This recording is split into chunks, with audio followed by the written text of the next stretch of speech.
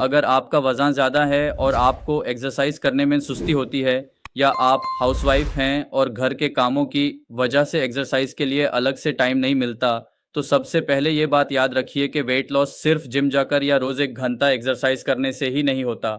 बहुत से लोग इसी सोच की वजह से वेट लॉस शुरू ही नहीं कर पाते। लेकिन अगर आप एक्सरसाइज के लिए ज़्यादा टाइम नहीं निकाल सकते, तो भी अपनी डाइट और डेली रूटीन में कुछ सिंपल चेंजेस करके वज़न कम करने की तरफ जा सकते हैं। और अगर आपको डायबिटीज़, थायराइड, प्रेगनेंसी या कोई दूसरी मेडिकल कंडीशन है, या आप कोई ऐसी मेडिसिन ले रहे हैं जो वेट या ब्लड शुगर को अफेक्ट करती है, तो अपना वेट लॉस प्लान शुरू करने से पहले डॉक्टर से ज़रूर मशवरा करें। आज मैं आपको सिंपल और प्रैक्टिकल तरीके से बताऊंगा कि अगर एक्सरसाइज कम हो तो भी वेट लॉस के लिए सबसे ज़्यादा फोकस किस चीज़ पर करना चाहिए, इसलिए वीडियो को आखिर तक ज़रूर देखिए। अस्सलाम वालेकुम, मैं हूं अब्दुल्ला द फार्मासिस्ट।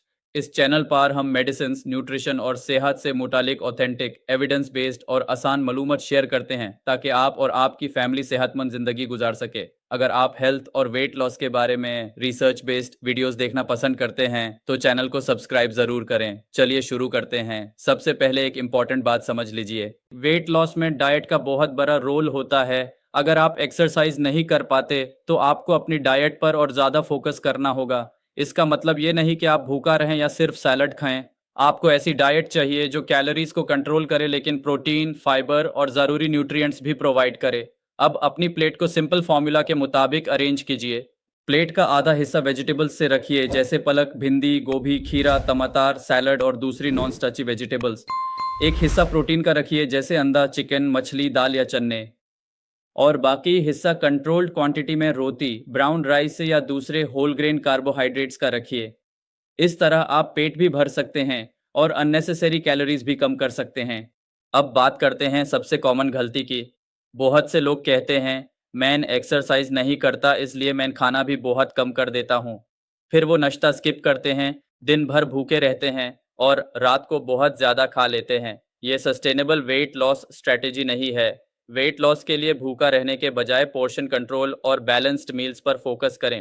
अगर आप चाय बहुत पीते हैं तो यहाँ से भी बहुत कैलोरीज कम की जा सकती हैं। चाय में ज़्यादा शुगर, बिस्किट्स, रस्क्स, बेकरी आइटम्स और स्नैक्स को डेली रूटीन का हिस्सा न बनाएं। कोल्ड ड्रिंक्स और शुगरी जूसेस को जितना कम करेंगे उतना बेहतर। कई लोग खाना कम कर देते हैं लेकिन ड्रिंक्स और स्नैक्स से एक्स्ट्रा कैलोरीज लेते रहते हैं और फिर कहते हैं कि वेट कम नहीं हो रहा। अब अगर आप हाउसवाइफ हैं और एक्सरसाइज के लिए सेपरेट टाइम नहीं मिलता, तो अपनी डेली रूटीन में मूवमेंट बढ़ाइए। घर में काम करते वक्त ज़्यादा देर कंटिन्यूसली ना बैठें। फ़ोन पर बात करते हुए वॉक कर सकती हैं। अगर मुमकिन हो तो स्टेयर्स यूज़ करें। घर के अंदर 5 या 10 मिनट के शॉर्ट वॉकिंग सेशंस कर सकती हैं। आपको ज़रूरी नहीं कि एक ही वक्त में 45 मिनट एक्सरसाइज करें। दिन के मुख्तलिफ हिस्सों में छोटी छोटी वॉक्स भी आपकी ओवरऑल एक्टिविटी को बढ़ा सकती हैं। लेकिन एक बात बिल्कुल क्लियर है, एक्सरसाइज वेट लॉस के लिए यूजफुल है और सेहत के लिए भी बहुत इंपॉर्टेंट है। इसलिए अगर आप अभी एक्सरसाइज नहीं करते तो बिल्कुल ज़ीरो से स्टार्ट करने के बजाय सिर्फ 10 मिनट की वॉक से शुरू करें। जब आदत बन जाए तो ड्यूरेशन धीरे धीरे बढ़ा दें। आपका गोल परफेक्शन नहीं, कंसिस्टेंसी होना चाहिए। अगर आप डायबिटीज़ के मरीज़ हैं तो वेट लॉस के साथ एक और इम्पॉर्टेंट बात है, वेट कम करने के लिए अपनी डायबिटीज़ की मेडिसिन खुद से बांट या कम ना करें। डाइट और एक्टिविटी में चेंजेस के बाद ब्लड शुगर इंप्रूव हो सकती है और कुछ पेशेंट्स में मेडिसिन की ज़रूरत या 2 से डॉक्टर के असेसमेंट के मुताबिक चेंज हो सकती है, लेकिन ये डिसीजन डॉक्टर ही करेगा। खास तौर पर अगर आप इंसुलिन या लो ब्लड शुगर करने वाली मेडिसिन ले रहे हैं तो क्रैश डाइटिंग या मील स्किपिंग से हाइपोग्लाइसीमिया का रिस्क हो सकता है। अब एक सिंपल डेली रूटीन इमेजिन कीजिए। सुबह ब्रेकफास्ट में प्रोटीन रिच ऑप्शन रखें, जैसे अंडा और कंट्रोल्ड पोर्शन में रोटी। दिन के मील में सब्जी और प्रोटीन को प्रायोरिटी दें। बीच में भूख लगे तो फ्रूट या अनस्वीटेंड योगर्ट जैसी सूटेबल चॉइस ले सकते हैं। रात का खाना हल्का और कंट्रोल्ड पोर्शन में रखें। शुगरी ड्रिंक्स, अननेसेसरी स्नैक्स और लेट नाइट ओवर ईटिंग को अवॉइड करें।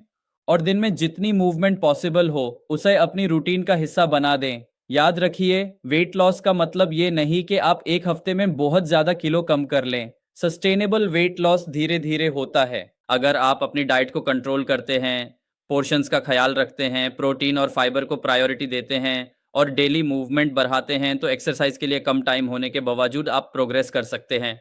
आज की वीडियो का सबसे इम्पॉर्टेंट मैसेज सिर्फ इतना है कि अगर आप एक्सरसाइज के लिए टाइम नहीं निकाल पाते तो वेट लॉस को पोस्टपोन मत करें। सबसे पहले अपनी डाइट को इम्प्रूव करें, शुगरी ड्रिंक्स और अननेसेसरी स्नैक्स कम करें, पोर्शन साइजेस कंट्रोल करें और डेली रूटीन में छोटी छोटी मूवमेंट्स ऐड करें। फिर धीरे धीरे वॉकिंग को अपनी रूटीन का हिस्सा बना लें। छोटा स्टेप भी बेहतर है, बस उसे कंसिस्टेंटली फॉलो करना ज़रूरी है। अगर आपको ये वीडियो इन्फॉर्मेटिव लगी हो तो इसे लाइक ज़रूर करें और अपने घर वालों और दोस्तों के साथ शेयर करें, खास तौर पर उन लोगों के साथ जो सिर्फ इसलिए वेट लॉस शुरू नहीं कर पाते क्योंकि उन्हें लगता है कि उनके पास एक्सरसाइज का टाइम नहीं। और अगर आप मेडिसिन, न्यूट्रिशन और वेट लॉस के बारे में इसी तरह की ऑथेंटिक और रिसर्च बेस्ड वीडियोस देखना चाहते हैं तो चैनल को सब्सक्राइब करना ना भूलिए। ये वीडियो सिर्फ हेल्थ अवेयरनेस के लिए है। अगर आपको diabetes, thyroid disease, pregnancy, eating disorder या कोई दूसरी मेडिकल कंडीशन है या आप रेगुलर मेडिसिन ले रहे हैं तो वेट लॉस प्लान शुरू करने से पहले अपने डॉक्टर या रजिस्टर्ड डाइटिशियन से मशवरा ज़रूर करें। मैं हूं अब्दुल्ला द फार्मासिस्ट। अल्लाह हाफिज़।